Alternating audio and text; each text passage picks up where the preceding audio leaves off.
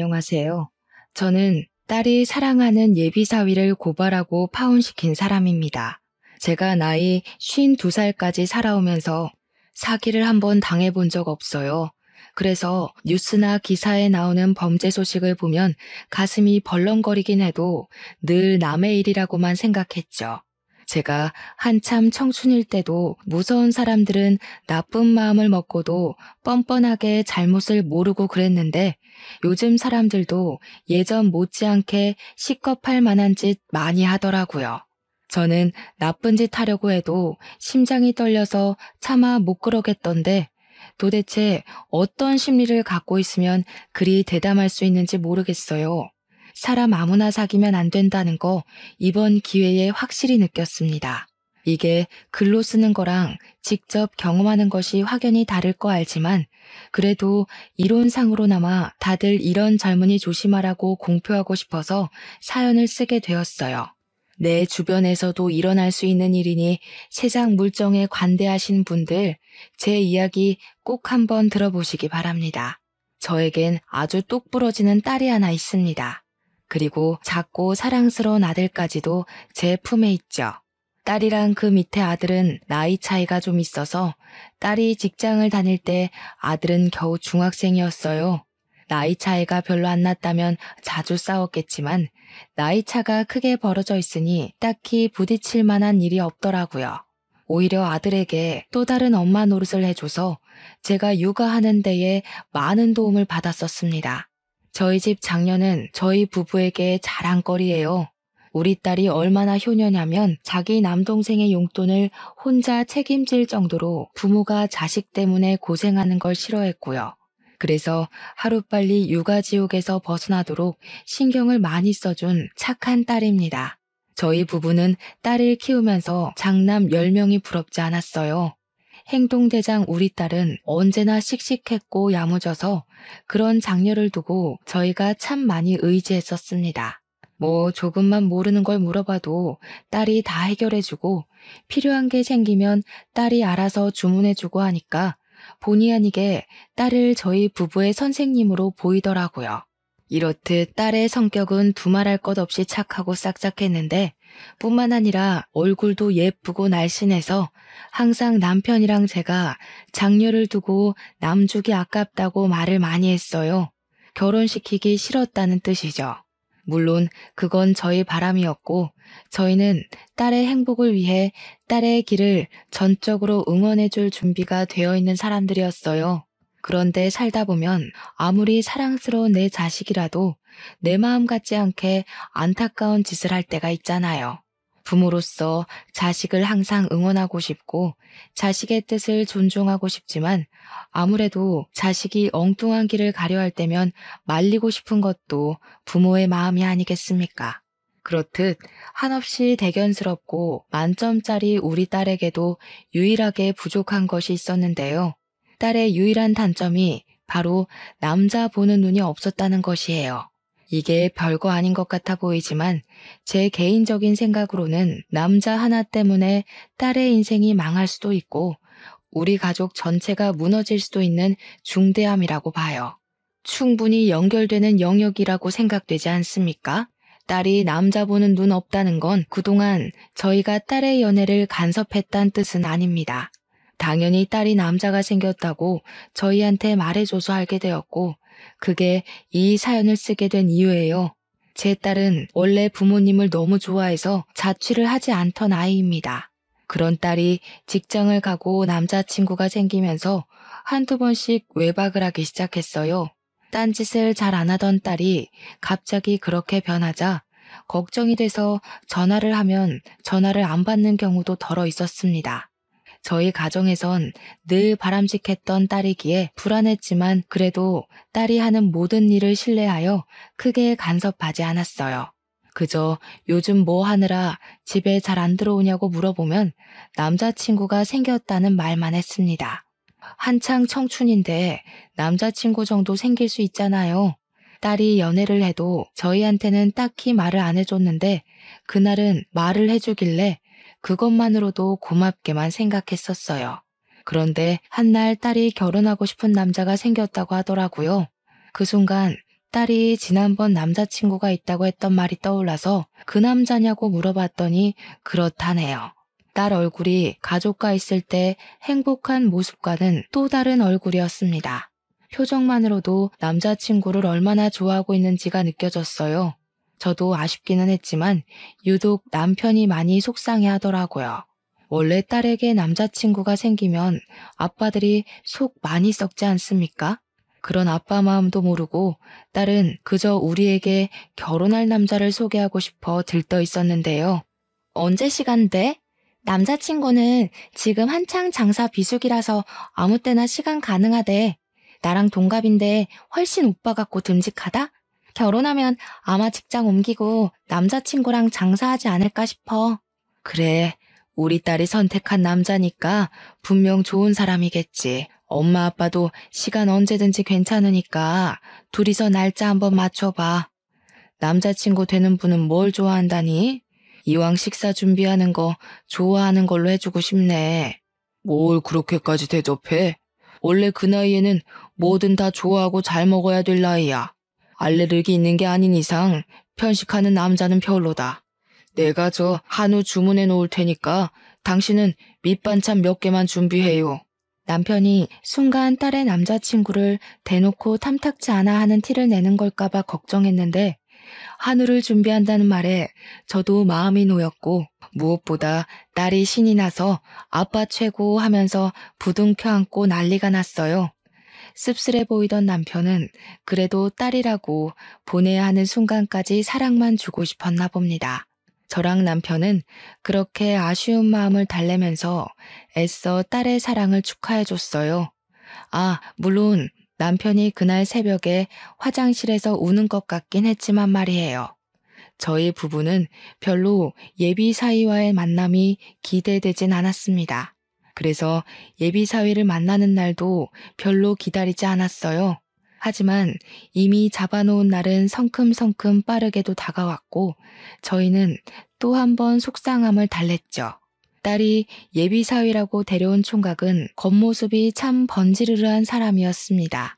어느 집에서 큰 자식인지 우리 딸 못지않게 때깔이 고왔고 우리 딸이랑 아주 잘 어울리는 한 쌍처럼 보였어요.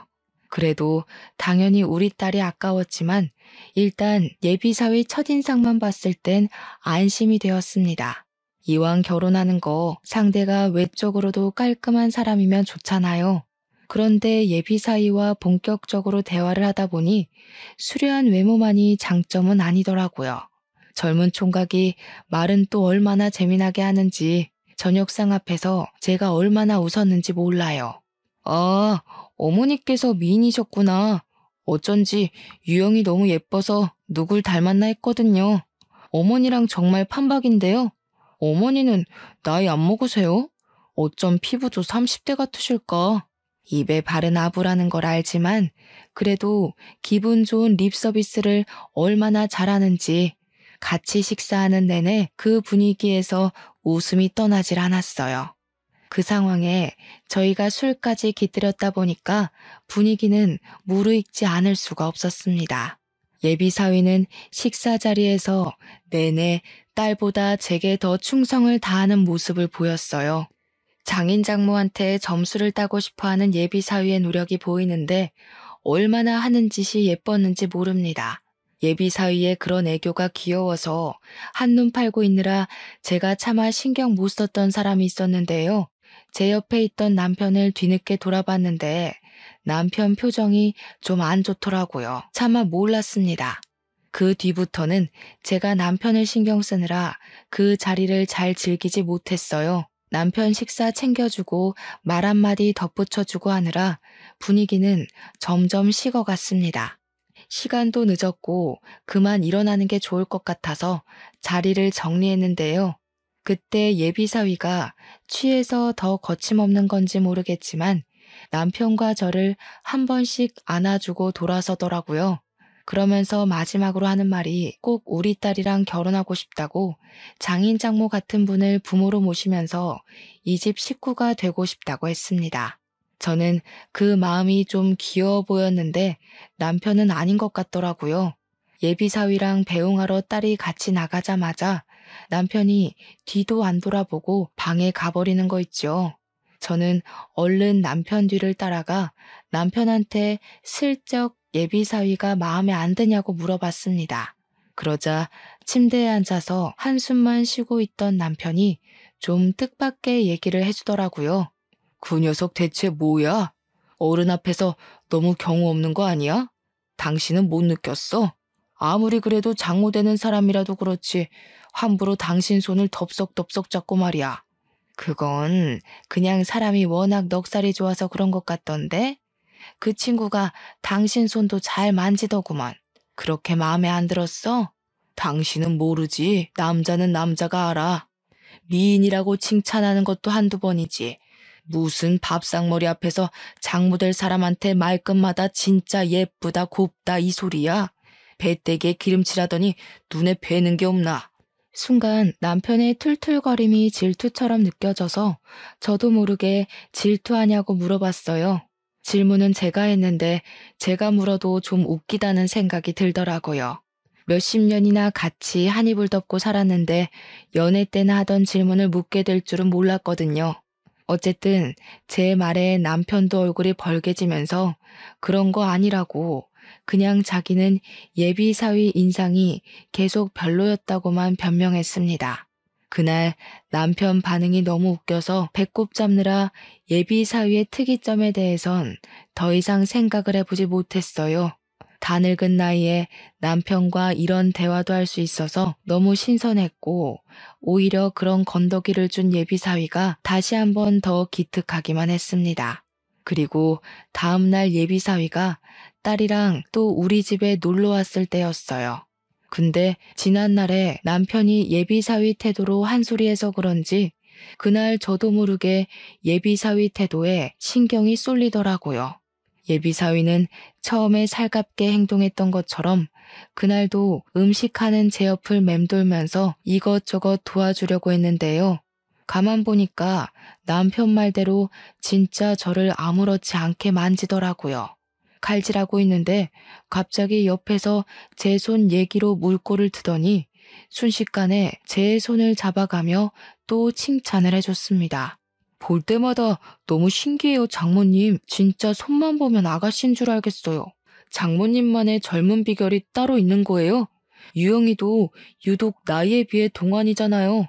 남편 말만 아니었으면 이런 장난도 그저 예비 사위의 유쾌한 농담으로 넘겼을 텐데 희한하게 그날은 첫 대면과 기분이 달랐습니다.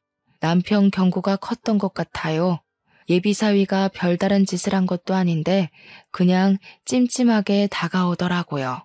저는 아닌 척 예비 사위의 손길을 슬쩍 빼면서 옷에 음식물 튄다고 가서 다른 일 좀 도와달라며 예비 사위를 거실로 보내버렸습니다.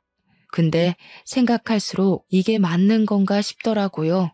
그냥 내 딸의 배우자 될 사람이고 우리에겐 예비 사위인데 제가 이런 불순한 방향으로 엄한 사람을 경계하는 게 좀 이상하다는 생각이 들었어요. 예비 사위가 제게 찝적대는 것 같다는 남편의 말이 사실도 아니고 어른이 돼서 괜히 쓸데없는 오해 때문에 우리 식구 될 사람을 대면대면하는 건 좀 아니라 생각이 들었다는 겁니다. 게다가 우리 딸이 데려온 사람인데 우리 애가 어디 개념 없는 남자를 몰고 왔겠습니까? 이러다 괜히 생사람만 잡는 것 같아서 저는 금세 생각을 고쳐먹었어요. 그러니 예비 사위의 친밀감이 또 그냥 별것 아닌 애교로만 보이더라고요. 물론 남편은 여전히 예비 사위에게 크게 마음을 안 줬습니다. 그래서 예비 사위도 장인어른을 좀 어려워하는 것 같았고 가까이 잘 못 가더라고요. 젊은 총각이 그저 자기가 결혼하고자 하는 여자의 부모에게 점수 좀 따려고 노력하는 것 같은데 그 마음이 너무 고맙고 기특하지 않습니까? 그래서 제가 남편을 몇 번 설득하며 우리 식구 될 아인데 너무 무섭게 대하지 말라고 했는데도 남편은 그저 콧방귀만 뀌었습니다. 그럴수록 무한할 예비 사위를 위해 제가 더 챙기는 수밖에 없었어요. 그렇다 보니 예비 사위와 자연스레 더 친해지더라고요. 근데 아무리 친하더라도 이건 제 입장에서 좀 많이 당황스러웠던 건데 예비사위가 평소에도 딸이랑 우리 집에 자주 오긴 했거든요. 제가 요즘 애들 가치관을 잘 몰라서 그러는데 딸이 없는 예비 처갓집에도 사위가 아무렇지 않게 혼자 방문하기도 하나요? 예비 사위가 연락도 없이 우리 집을 찾아왔더라니까요. 저는 살짝 당황하고 말았습니다. 아이고, 김서방이 어쩐 일이야? 오늘 유영이 회사 워크숍 가서 없는데 연락 못 받았니? 알죠. 없는 거 알고 일부러 찾아왔어요. 장모님 심심하실까 봐요. 사실 저도 오늘 장사 쉬는 날이라 놀 사람 없기도 하고 마침 장모님 생각 나더라고요. 오늘 저랑 놀아주실 거죠? 살가워도 이렇게 살가울 수가 있나 싶었습니다. 굉장한 친화력에 깜짝 놀랐어요. 저희 집 사람들은 원래도 의심이나 경계가 많아서 누구에게 먼저 다가가는 성격이 못 되거든요. 그렇다 보니 먼저 손 내밀어주는 예비사위 성격이 고맙다가도 한편으론 좀 낯설고 부담되기도 했어요. 좋게 비유하자면 마치 주인 뒤만 졸졸 쫓아다니는 강아지 같다고나 할까요? 일단 저희 집을 찾아온 손님이니까 대접을 하는 게 맞잖아요. 그래서 얼른 들어오라고 밥은 먹었냐고 제가 예비사위를 챙겼는데요. 예비사위가 잠깐 화장실 간 사이에 남편이 저를 따로 방에 부르더니 예비사위 욕을 하기 시작했어요. 뭐 저런 놈이 다 있어? 정말 미친놈 아니야?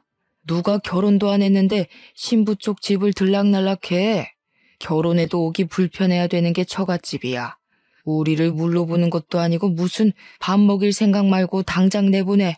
나쁜 의도로 찾아온 거 아니잖아. 다른 집 사위들은 아예 처갓집 대문짝만 봐도 가기 싫어서 마누라랑 싸우기도 한다는데 그런 거 생각하면 우리 사위는 얼마나 기특해.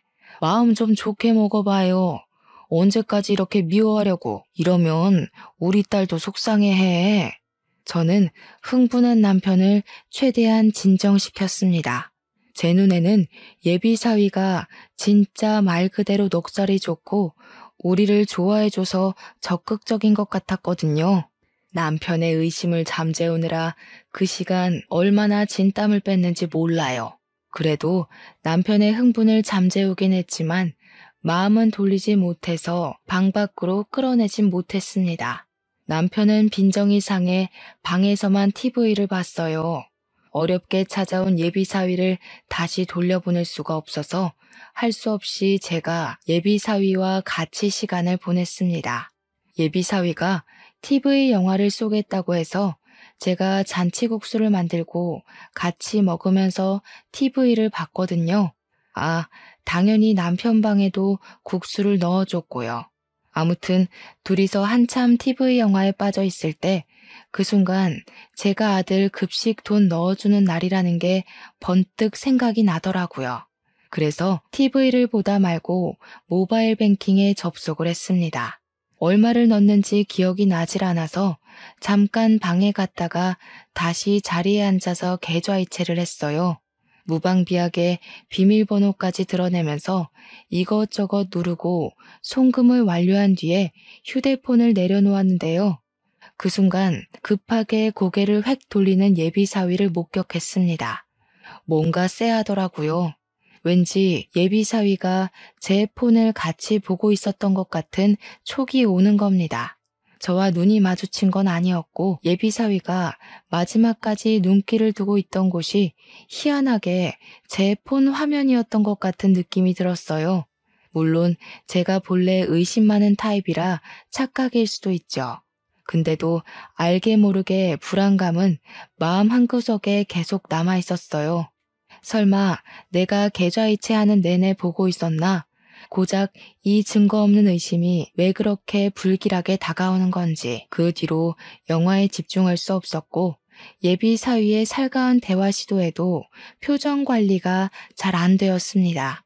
저는 원래 평소에 사람을 잘 믿지 않는데 유일하게 믿는 사람이 딸입니다. 제 남편도 완전히 믿지 않고 오로지 딸에게만 강력한 신임을 갖고 있을 만큼 쉽게 제 자신을 다 보여주지 못해요. 그래서 예비 사위에게도 적당한 맞대응만 해줬던 거지 그놈을 믿고 말고 할 만큼 그런 사이는 아니라고 생각했어요. 그런 상황에서 예비 사위에게 의심 먼저 들어버리니 예비 사위와 겨우 가까워진 사이가 급격히 벌어지고 말았지 뭡니까.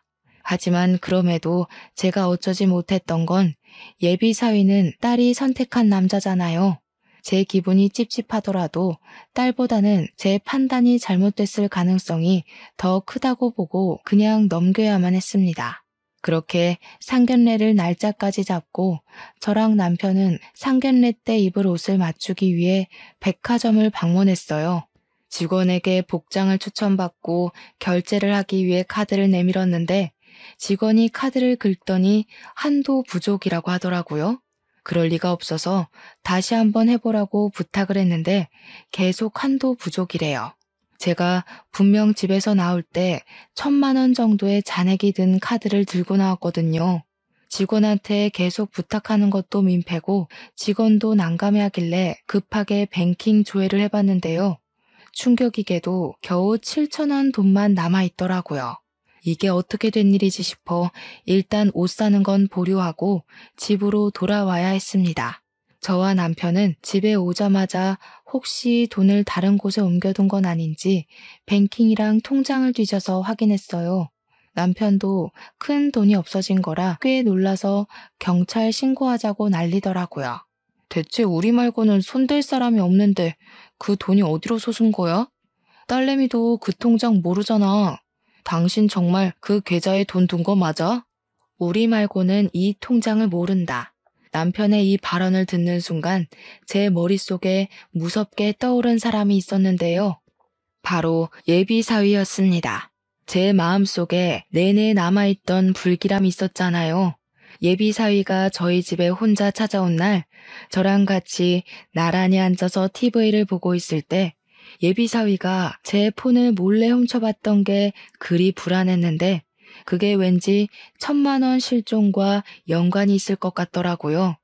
하지만 그건 그저 제 추측일 뿐 심증만 있고 물증은 없던 상태가 아닙니까? 다짜고짜 예비 사위를 붙잡아다가 몰아붙이는 건 자칫 딸과의 사이마저 틀어질 수 있는 위험이라고 생각을 했어요. 그래서 저는 차라리 딸에게 직접 물어보자고 마음먹었습니다. 현명한 딸이라면 제가 이런 고민을 얘기했을 때 분명 똑소리 나는 해결책을 줄 거라고 생각했어요. 근데 제가 딸을 너무 믿었던 거죠. 그날 생전 처음으로 딸의 낯선 이면만 마주하게 되었는데 딸이 뭐에 신 것처럼 얼마나 무서웠는지 모릅니다. 고작 그런 걸로 예비 사위를 의심해? 걔가 엄마 폰 받는지 안 받는지 확실한 증거가 있는 것도 아니잖아. 다 엄마 망상 아니야? 괜히 생사람 잡지 마. 그 사람이 뭐가 아쉬워서 우리 집 돈을 훔쳐. 그 사람 연매출 억 단위야. 망상이라니. 그때 분명 엄마가 이체하는 걸 훔쳐보는 것 같더라니까. 너도 없는데 우리 집 찾아온 것도 이상하지 않아? 아빠가 계속 그놈 어딘가 의심스럽다고 했었거든. 그건 아빠가 내 남자친구 마음에 안 드니까 일방적으로 모욕하는 거고 말 조심해. 내 남자 욕하는 건 나 무시하는 거나 마찬가지야. 아무리 마음에 안 들어도 그렇지 어떻게 사위 될 사람을 도둑놈으로 몰 수가 있어? 사람 보는 눈도 없으면서 자꾸 이러면 나 몰래 결혼할 거야. 전적으로 예비 사위 편을 들면서 저한테 대드는 딸의 모습을 보는데 너무 충격적이더라고요. 우리 딸은 사춘기 때도 부모님께 효도하던 착한 아이였거든요. 고작 몇 달 만난 남자친구 때문에 부모한테 바락바락 소리치며 입도 뻥끗 못하게 하는 딸을 보고 저랑 남편은 크게 서운했어요. 어떻게 부모가 1,000만 원이 털렸다는데도 자기 남자만 신경 쓸 수 있는 걸까요? 딸한테 이런 표현을 쓸 줄은 몰랐는데 그 순간 서운함을 넘어 정까지 떨어질 뻔했습니다. 그 뒤론 딸에게 감히 예비 사위에 대해 언급하지 못했어요. 그냥 제가 직접 사위를 시험해보는 게 낫겠다고 생각을 했습니다. 그리고 그 다음날 어김없이 우리 집을 찾아온 사위한테 저는 일부러 1,000만 원 도둑 맞은 걸 고스란히 알려주었어요. 이 일을 어쩌면 좋으니? 이렇게 큰 돈을 도난당했을 땐 어떻게 해야 되는 거야? 자네는 사장하는 사람이라 젊고 똑똑하니까 이런 일에 대해 잘 알지 않아? 자네가 경찰에 좀 신고해주라. 나는 손이 떨려서 도무지 뭐라고 말도 잘 못할 것 같아서. 네, 장모님, 일단 신고하는 게 좋겠어요. 어떡해요. 진짜 놀라셨겠어요. 우선 저한테 맡겨주세요. 제가 알아서 신고 접수할게요. 저는 예비사위한테 신고를 부탁하면서 일부러 표정을 살피려고 했습니다. 직접 신고를 부탁했던 것도 일종의 미끼였어요. 예비사위가 훔친 게 맞다면 당연히 경찰에 신고를 안 할 거라고 생각했거든요. 그리고 그 다음날 제가 따로 경찰서에 전화해서 어제자로 신고 들어온 게 있냐고 물어봤습니다. 피해액이 1천만 원인 절도 사건이라고 했는데 경찰이 그런 신고 들어온 거 없다고 하더라고요. 이건 빼도 박도 못하는 증거이다 싶어서 저는 이 통화 내용을 퇴근하고 온 딸에게 들려줬어요. 딸이 처음에는 제가 또 예비사위를 의심하는 것 같자 성질을 내려고 했습니다. 그런데 제가 들려주는 통화 녹음을 다 듣더니 살짝 당황한 얼굴이더라고요. 이것 봐라. 내가 분명 그놈한테 신고해달라고 했고 그놈도 신고했다고 했잖아. 너도 그 자리에서 들었으니 알 거 아니야. 근데 왜 신고 접수가 안 됐냐고. 이래도 김서방이 안 수상해? 오해한 거겠지. 경찰들이 신고를 한두 건 받는 것도 아닌데 경찰 실수로 누락됐을 수도 있는 거잖아. 그냥 내가 다시 신고할게. 만약 남자친구 짓 아니면 엄마 아빠 가만 안 둬? 나 집 나갈 거야? 딸의 발언은 여전히 예비 사위를 믿고 있었고 서운했지만 그래도 딸이 처음보다는 흔들리는 태도를 보여줘서 그것만으로도 일단 안심을 했습니다. 하지만 이러고 딸이 예비 사위한테 냅다 얘기해버릴지 어떻게 합니까? 제가 유일하게 딸만은 뭘 하든 다 믿어줬는데 이젠 딸까지도 못 믿는 지경이 돼버렸네요. 어쨌든 이제 남자의 눈이 멀어 상황 분간 못하는 딸도 못 믿겠기에 딸한테는 고분고분 알겠다고 기다리고 있겠다고 대답한 뒤 제가 따로 전화해서 직접 신고를 했습니다. 그리고 3일 뒤였어요. 딸이 동생한테 쓰라고 400만 원을 넣어둔 통장이 있는데요. 딸이 한날 돈을 입금하려고 ATM 기기를 찾았다가 그 안에 400만 원이 없어졌다는 걸 알았고 다급히 집에 와서 따진 적이 있었습니다. 그 통장은 당연히 딸이 들고 있는 데다가 카드는 딸 하나, 우리 부부 하나 이렇게 두 개로 나눠 갖고 있었어요. 그러니 딸이 우리를 의심할 수밖에 없는 상황이었죠. 우리가 안 했다는 증거를 당장 댈 수 없지만 우리는 아니거든요. 아무리 봐도 그것마저 사위짓 같더라고요. 제가 뱅킹 비밀번호까지 훔쳐보면서 1,000만 원을 빼갔던 강 큰 놈이 400만 원이라고 못 훔치겠습니까? 그래서 제가 딸한테 또 한 번 사위짓이 아니냐고 의심을 해봤어요. 딸이랑 관계가 완전히 틀어질지도 모른다는 각오까지 해야 했지만 설령 그렇게 된다고 하더라도 딸이 그 수상쩍은 예비 사위와의 결혼을 포기하길 바랬습니다. 그런데 의외로 이번엔 딸의 반응이 좀 다르더라고요. 제 말에 기분 나빠하기는커녕 뭔가 생각을 하는 듯 잠자코 머리만 굴리고 있었습니다. 그러다 딸이 하는 소리가 안 그래도 그 통장의 존재를 사위가 알고 있다고 하더라고요. 그리곤 지갑에 카드를 찾아봐야겠다며 잠깐 자리를 떴는데 지갑 확인한 딸이 카드 위치가 달라져 있는 걸 확인했고 그제야 딸도 사위를 의심하기 시작했습니다. 딸은 확실히 하기 위해서 하루 뒤 예비 사위 차의 블랙박스에 있던 칩을 몰래 들고 와 확인까지 했어요. 저희 식구가 같이 블랙박스를 확인했는데 사위가 뜬금없이 잘 가지도 않는 편의점을 들린 정황이 발견되었습니다. 저랑 남편은 그걸 보고도 아무런 포착을 하지 못했으나 사위를 잘 아는 딸의 입장은 달랐어요. 딸이 놀라면서 말을 하길 사위는 평소 담배도 피우지 않아서 편의점 같은 데를 잘 안 간다고 하더라고요. 딸의 말을 들으니 확실히 예비 사위의 동선이 이상하긴 했습니다. 딸은 단순히 예비 사위의 편의점 방문만으로 의심을 끝내지 않고 돈이 빠져나간 일자와 편의점 간 일자를 비교를 하여 비슷한 시간에 일이 일어났다는 것까지 알아냈어요. 이것이 진짜 반박 못할 증거였습니다. 큰 돈을 잃어버린 거라 못 찾으면 어쩌나 했는데 범인을 우리가 알고 있으니 신고만 하면 될 일이었어요. 저랑 남편은 크게 안심하면서 딸한테 고생했다고 알아봐줘서 고맙단 말을 잊지 않았습니다. 그러니 딸이 묵묵하게 고개만 숙이고 있고 저희 말에 답을 못하더라고요.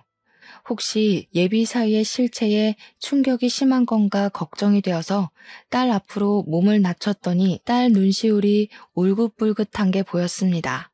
왜 그래, 딸? 엄마 아빠가 너무 다그쳐서 그래? 엄마 아빠도 웬만하면 딸이 사랑하는 남자 보듬으려고 했어. 근데 도무지 내 귀한 딸을 그런 찝찝한 놈한테 보내면 안 될 것 같더라고. 그런 게 아니야. 미안해. 엄마 아빠가 괜한 소리 하는 거 아니었을 텐데 내가 남자 하나에 미쳐서 정신을 못 차렸어. 못 믿어줘서 미안해. 내가 잘못한 거니까 내가 그 자식 해결할게. 피해줘서 진짜 미안해. 딸은 충격이 컸는지 눈물까지 보였습니다. 그 속상한 마음을 알 것 같아서 저랑 남편이 딸을 많이 위로해줬어요. 저희도 딸에게 실망하긴 했지만 그래도 우리 자식이잖아요. 이렇게 사죄하며 우는 건 저희가 원했던 게 아니었습니다. 딸은 드디어 예비 사위와 갈라서야겠다는 마음을 단단히 먹었는데요. 자기는 예비 사위를 끝까지 믿어주었는데 그만큼 뒤통수도 크게 맞은 느낌인가 보더라고요. 많이 화가 나서는 그냥 이대로 경찰에 신고하고 싶진 않아 했습니다. 딸이 무슨 큰 사고라도 칠까봐 남편은 웬만하면 설득해서 법의 심판을 받게 하자고 했는데 저는 딸의 입장을 존중해주고 싶었어요. 그래서 딸에게 뭘 하든 네가 다치지 않는 선에서 코를 납작하게 눌러주라며 응원했습니다. 그 뒤로 딸이 예비 사위를 데리고 집에 올 때마다 돈 얘기를 자꾸 했어요. 예비 사위가 충분히 숨막힌다고 느낄 수 있을 정도로 집요하게 도난당한 돈에 대해서 토론하는 시간을 만들었습니다. 우리 집 식구들이 몇 번 그렇게 찔러봤기 때문인지 사위가 어느 순간 눈치가 보였는지 갑자기 저희 집 오는 발길을 끊더군요. 저희는 1,400만 원을 훔쳐간 사위놈을 어떻게 처단할까만 머리 맞대고 고민을 했어요. 그래서 딸이 생각한 방법이 있는데 좀 추접스럽습니다. 우리도 우리지만 특히나 딸이 사위를 용서 못하겠다고 최대한 추접스럽게 벌을 주고 싶다 그랬거든요. 우습게도 때마침 TV에 변비약이 방영되고 있었는데요. 그 순간 딸이 설사하기 좋겠다고 소리치더라고요. 우리 딸이 남자 보는 눈만 없었지 참 똑똑한 아이기 때문에 저랑 남편은 다시 딸을 믿었고 딸이 시키는 대로 따랐습니다. 그리고 우리는 예비 사위를 다시 집으로 불러들여야 됐어요. 아들 생일이라 뻥치고 식사 자리에 가장해 예비 사위를 초대하게 되었죠. 아직 우리 딸이랑 결혼 생각이 있는 건지 예비 사위가 우리 집 행사에 참석은 하더라고요. 남의 집 돈 훔쳐가 놓고 여전히 결혼할 마음을 갖고 있다는 게 진짜 뻔뻔스럽지 않습니까? 저는 딸이 시킨 대로 예비 사위 미역국에만 설사약을 잔뜩 탔어요. 사위는 초반에 들어오면서 쭈뼛거리며 우리 눈치를 보는 것 같더니 우리가 별일 없이 살갑게 대해주자 완전 경계를 놓더라고요. 그때 되니까 친화력 좋은 예비 사위가 사실은 세상 멍청한 놈이라는 것이 얼마나 잘 보였는지 모릅니다. 예비 사위는 다시 우리 식구 사이에서 대화를 주도하며 혼자 신나서 맛있다고 밥을 퍼먹었어요. 우리 아들한테도 생일 선물이라고 돈을 챙겨주더군요. 저 돈도 사실은 우리 돈일지 아닐지 모르는 거 아닙니까? 생각해보니 우리 돈이라고 봐야겠네요. 1,400만 원을 돌려주지 않았으니 예비 사위에게 매여있는 그만큼의 몫은 당연히 우리 거여야 되잖아요. 식사를 거의 마무리해갈 때쯤 저는 아들에게 더러운 꼴을 보이고 싶지 않아서 먼저 방에 들어가 있으라 했습니다. 그렇게 40분 정도 되었을 때였어요. 사위가 한 번씩 화장실을 가기 시작하더니 나중에는 화장실을 나오자마자 다시 들어가길 반복하는 겁니다. 배앓이를 시작한 거겠죠. 처음엔 저희에게 양해를 구하던 예비사위도 계속 배가 아프니 나중에는 제 탓을 하기 시작하더라고요. 사람이 본능적으로 자기 목숨의 위협을 느끼면 본색이 나오는 법 아니겠습니까? 장모님, 저한테 무슨 짓 한 거죠? 그런 게 아니면 왜 나만 이러는 건데요? 다 멀쩡한데 나만 이 난리인 게 아무래도 이상하잖아. 제 음식에 뭘 탄 거예요? 어머머, 얘 말하는 것 좀 봐라. 내가 뭘 했다는 증거도 없으면서 그리 무섭게 몰아세우는 거니? 이렇게 예의 없는 사람이었어? 음식에 장난질하는 사람한테 무슨 예의를 지킵니까? 무슨 짓 했는지 당장 말해요. 사람한테 해코지했다고 신고하기 전에. 신고 얘기가 나오자 저는 오히려 어처구니가 없어서 웃음이 나왔습니다. 누가 누굴 신고한다는 건지 우습더라고요. 그리고 그때 우리 남편이 예비사위 말하는 뽐새에 열이 받아서 냅다 사위 뒤통수를 후려쳤어요. 감히 장모가 사랑으로 준 밥을 의심해 남의 집에서 똥이나 쳤싸면서 말이 많네. 먹고 싸게 놀게 해줬더니 우리가 네 밥으로 보여? 어디 건방지게 시도 때도 없이 기어올라? 예비사위는 무슨 말을 하려고 하면 다시 화장실로 뛰어 들어가야 했습니다. 그날 저희에게 더 따지고 싶어하는 것 같았는데 상태가 영 말이 안 해였던지라 결국 기력 다 빠진 상태로 집을 기어나갔어요.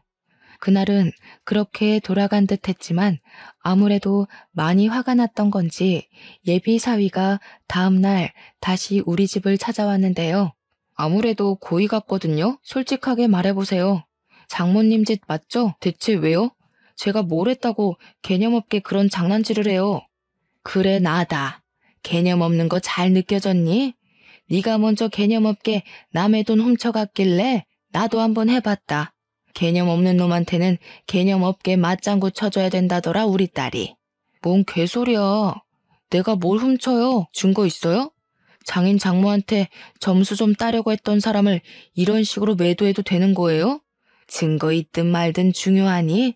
이미 네가 어제 나를 파렴치한 가해자 취급하지 않았어? 그런 장모가 앞으로 뭘 더 할 줄 알고 겁도 없이 장가를 오겠대?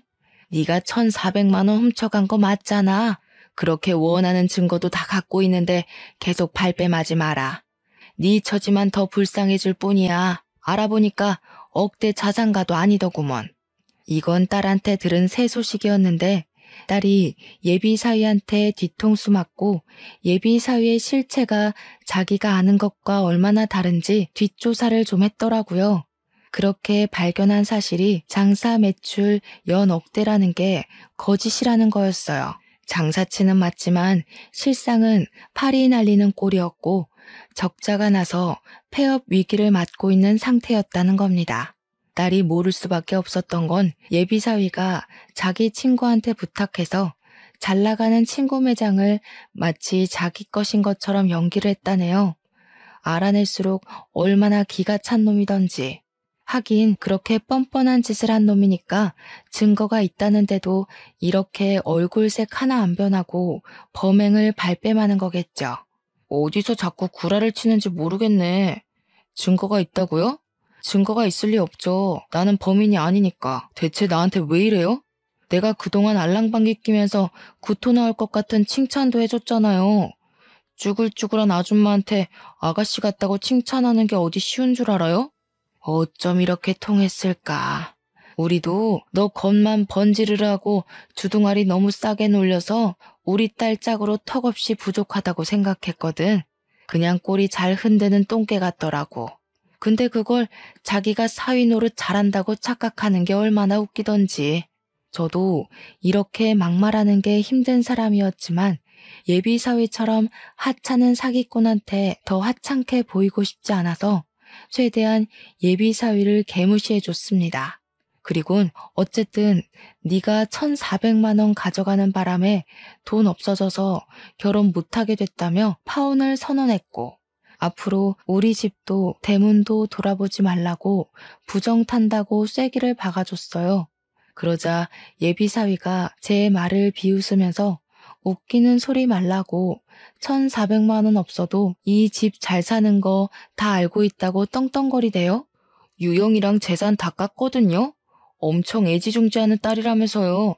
그럼 장인어른 장모님 둘이서 이 집 팔아서라도 결혼식 해줘야죠. 솔직히 두 분은 살 만큼 살았잖아요. 남은 생인 딸이 더 잘 살도록 어떻게든 퍼부어주려고 해야지. 그딴 배짱도 없는 부모면서 딸 아낀다고 말할 수 있어요? 예비 사위는 갈수록 더 미친 망언을 내뱉기 시작했습니다. 그러자 방에 숨어서 우리 대화만 듣고 있던 남편이 분노를 못 참고 뛰쳐나왔어요. 혹시라도 남편이 예비 사위에게 손찌검하면 예비 사위가 괜히 신고하는 만에 난동 부릴 것 같아서 제가 남편더러 방에 숨어 있으라고 했거든요. 뛰쳐나온 남편은 역시나 바로 예비 사위의 멱살을 잡았습니다. 금방이라도 한 대 칠 것처럼 눈을 부릅떴지만 제 말을 기억하고 있는 건지 함부로 예비 사위에게 손을 대진 않았어요. 이 정신 나간 놈이 듣자 하니까 갈수록 정신 나간 소리만 해대네. 재산을 다 깠다는 놈이 네 주머니에 똥파리 날리는 건 왜 말 안 했냐? 거지 새끼라서 우리 집 와가지고 밥 처먹고 실실거렸나 본데 그걸 우리가 몰라서 내버려둔 줄 알아? 젊은데도 고작 깡통밖에 안 되는 네가 불쌍해서 내버려둔 거야. 아씨, 말 심하게 하시네. 누가 깡통이라는 거예요? 그러는 장인어른이야말로 깡통 아닙니까? 멍청하게 두 눈 뜨고 1,400만 원 뺏겼잖아요. 자기 주머니 간수도 못하면서 어디서 가짜는 꼰대질이야? 남편은 결국 참지 못하고 예비 사위를 주먹으로 내리쳤습니다. 남편이 제 말을 지키지 않았지만 저도 그 순간 예비 사위의 만행을 더 이상 못 참아주겠더라고요. 주먹 한 대 맞고 얼얼하게 서 있는 예비 사위의 발등을 콱 밟아버렸습니다. 그러자 예비 사위가 비명을 지르면서 구부러지더라고요. 쓰러진 예비 사위를 남편이 다시 붙잡고는 결정적인 발언을 했는데 예비 사위가 우리들 공격에 머리 끝까지 열받았는지 마찬가지로 결정적인 멘트를 날려주는 겁니다. 네가 지금 똑똑해서 1,400만 원 잘 훔쳐냈다는 거냐? 고작 남의 돈 훔쳐서 입에 풀칠하는 새끼면서 뭘 그렇게 있는 척 똑똑한 척이야? 비렁뱅이다 보니 눈앞에 있는 돈이 담이 났나 본데 내 딸한테 돈 보고 접근했지? 돈에 미쳐서 지 앞날에 뭐가 기다리는 줄도 모르는 멍청한 놈. 그래봤자 네 남은 인생은 깜빵이야. 뭐요? 설마 나를 경찰에 신고한 거예요? 저 자식처럼 생각해준다면서요. 어른이 돼가지고 왜 거짓말을 해요? 아니, 돈도 많은 사람이 그 1,400만 원 좀 없으면 어때서요? 사위 사정이 어려우면 좀 지원해줄 수도 있는 거 아닙니까? 어차피 우리 결혼하면 줄 돈이라면서요. 그걸 미리 빼간 건데 뭐가 잘못된 건데요? 흥분한 사위는 남편이 미끼를 던진 줄도 모르고 스스로 자백을 해버렸습니다. 예비 사위가 명확하게 자백까지 해줄 줄은 몰랐는데 잘 됐다 싶더라고요. 그 순간 타이밍 좋게 경찰이 우리 집을 방문했습니다. 예비 사위가 갑자기 우리 집에 들이닥쳤을 때 제가 딸한테 연락을 넣었고 딸이 우리 집에 범인이 찾아왔다고 체포해달라 직접 경찰을 불렀죠. 경찰이 예비 사위를 붙잡자 사위가 발악하면서 경찰들한테까지 막말을 퍼붓기 시작했는데요. 그러면서 자기 결백하다고 턱도 없는 해명을 또 해대더라고요. 그래서 제가 경찰한테 예비 사위가 자백한 녹화본을 보여주며 이 도둑놈 새끼가 1,400만 원 범인이라고 잡아가서 콩밥 좀 먹여주라 했어요. 그때 딸도 블랙박스 칩과 편의점 ATM기 시간을 비교해보면 더 정확한 증거가 될 거라고 제출하기도 했습니다. 빼도 박도 못할 증거가 속출하자 그제야 사위는 저희들 앞에 무릎을 꿇었어요. 한 번의 실수였다. 다시는 그런 일 없을 거다 하면서 가짜는 변명하길래 하마터면 우리 집에 원흉이 될 뻔했던 놈의 말 따위는 더 이상 듣기 싫어 앞에 있던 찬물을 그놈 얼굴에 확 끼얹어 버렸어요. 예비 사위는 쫄딱 젖은 생쥐꼴을 한 채 경찰들에게 연행을 당했죠. 다행히 저희 돈은 다시 돌려받을 수 있었습니다. 그놈 입에 들어간 저희 집 쌀은 좀 아깝지만 비렁뱅이한테 봉사했다고 생각하려고요. 그 일로부터 4개월이 지난 현재 저희는 언제 그런 일이 있었냐는 듯 일상은 완벽히 복구되었어요. 딸도 그놈에게 받은 상처를 빨리 극복했더라고요. 그렇다고 남자에 대한 공포가 생긴 건 또 아니라서 우리 딸 참 강하다고 생각을 했네요. 앞으로 어떤 사위가 또 우리 딸의 곁을 찾아올지 모르겠지만 제발 다음 타자 사위는 정상적인 총각이길 바랄 뿐입니다. 자녀 있는 분들 어떤 기준으로 사위나 며느리를 눈여겨보시는지 궁금하네요. 시간 나시면 조언 한마디씩 해주고 가셔요. 민망한 사연일지라도 참 길고 속상했었습니다. 눈살 찌푸리면서도 끝까지 읽어주셨을 청취자분들께 감사드려요.